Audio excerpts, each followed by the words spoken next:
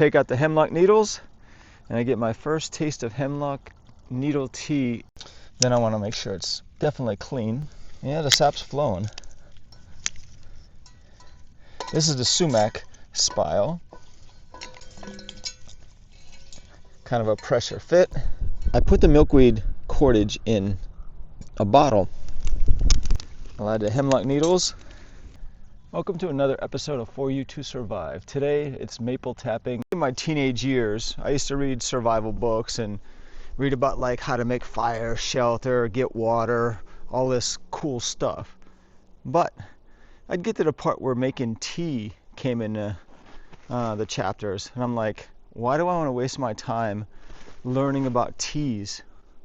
Then I matured. When you're in a survival situation, you need some warmth. So if you can drink some hot water and tea, that's going to warm you up on the inside. That's huge.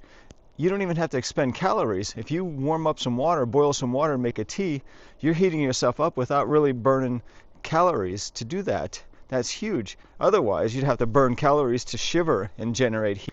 Second, who likes to drink hot water? If you boil water to purify it, that hot water is not really delicious. If you can make some tea that has some taste to it, you're actually able to drink this water that you boiled and purified. Third, these actually have some nutrients in it, so if you get some vitamins from the tea that you have, great. Here's a hemlock tree here. The bark helps me identify it, but these needles definitely do too. So I'm going to take some and make some hemlock needle tea out of it. This ought to be enough. Here's a sumac tree. I'm gonna use its hollowness to my advantage. This part's dead.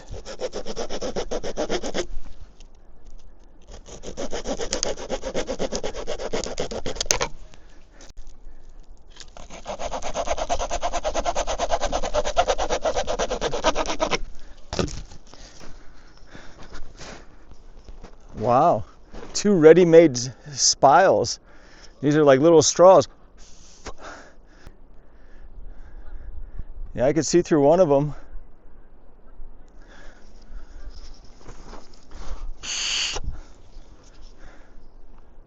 And I can see through the other one now. These are dead, so I'm not worried about them. If they were alive, I wouldn't really want to be too friendly with them. So I'm interested more in a dead sumac. Part of the identification of this sumac are the cones or fruit producing red berry clusters. This is old and dead, but it's my reference so I can get it right.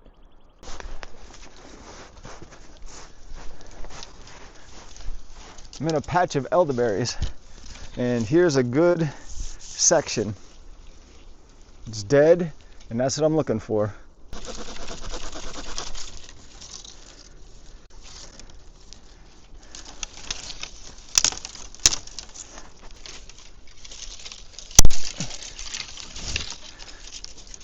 Out the pith. We'll go both sides. And then there's our elderberry spile.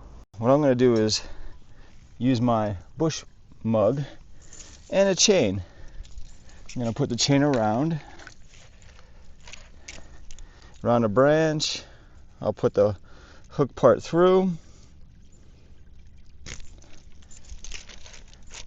That's going to attach the chain to the tree.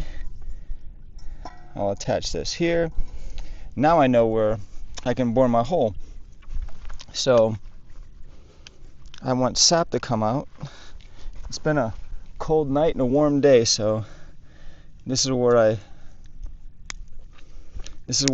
start to go into the tree. So I know that the cup rests here comfortably. So right about here is where I'll make my hole. This is the place I marked out to get a hole, so I'll use the awl of my knife. That feels damp. That's a good sign. Now we're going bigger.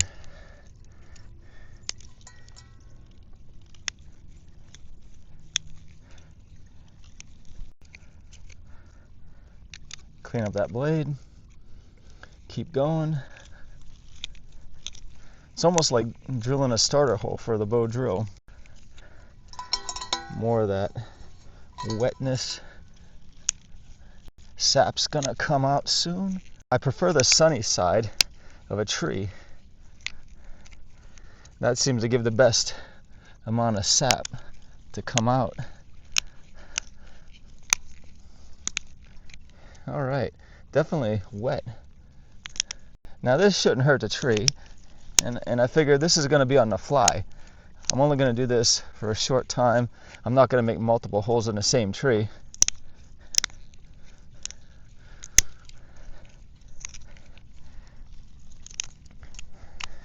My goal is to get a little bit of water, sap, to make some tea. Now to check the spile, I put the chamfered end in.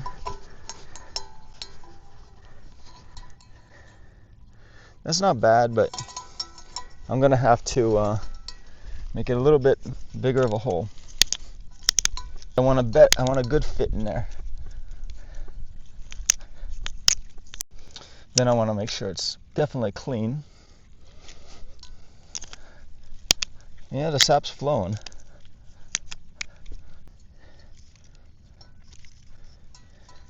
This is the sumac spile. Kind of a pressure fit. I'll reposition this bush mug actually. I'll even use the little handle to my advantage. Now we got to give it time to start to drip, because that does take a little bit of time, because the sap has to work its way through some of the wood. Because it's dry, it's going to absorb it. So I'll give it a little bit of time, and if we see it sneaking out the bottom, that means we need to make sure the connection's good. I'll put it a little bit on a downhill side of things. That's pretty good flow rate. Let's take it in closer.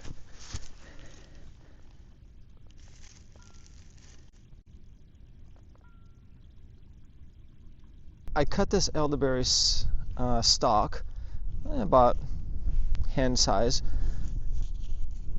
I sawed into it just before the length of my awl. So what I should do is clean this up first, get all this bark off.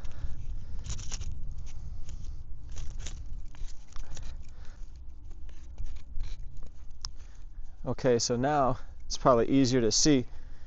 The awl only goes up to here, but I can go deeper. That's going to make it easier for me to clean things out. So got my saw mark in there. Gonna close this up.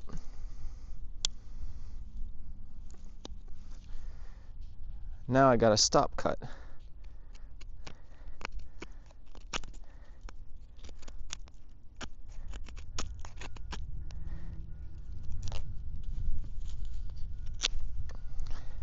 Clean it up.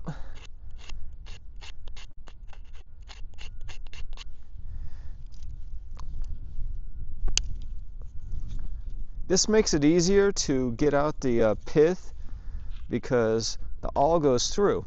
So the fact that it's a hollow stem allows me to put the awl through, clean it out. And that cleans up the stem. And I could put the chamfer on the end so it fits in a tree better. There goes the elderberry spile, dripping nicely. Better get something to catch that sap with. Here's a piece of milkweed cordage. I have a knot tied in the end of it. What I'm going to do is put that inside the hole, and I have this peg. I'm going to put the peg in, kind of tap it in with the knife. Now what's going to happen is the sap is going to run down the cord, and it's going to be directed where I want it to go. So the milkweed string or cordage will get wet and damp, and it'll drip down into a container. I put the milkweed cordage in a bottle. I put rocks so the bottle doesn't blow away. It's a windy day.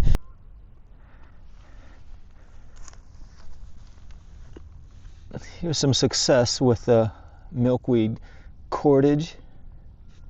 That's not bad. I got about a cup of water in about 2.5 hours, but the sun's going down and I think I want to make some tea.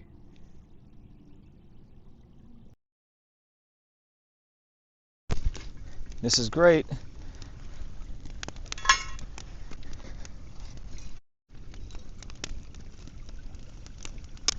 I'll add the hemlock needles and let it steep.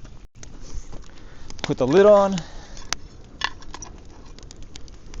5 minutes of steeping. Steeping keeps the nutrients in, and it's better for the tea. Instead of boiling it strong for 5 minutes. So I take out the hemlock needles and I get my first taste of hemlock needle tea in maple sweet sap for the year.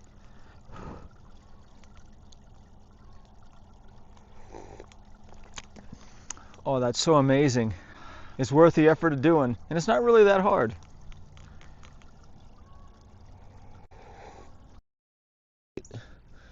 And it has some ice in it.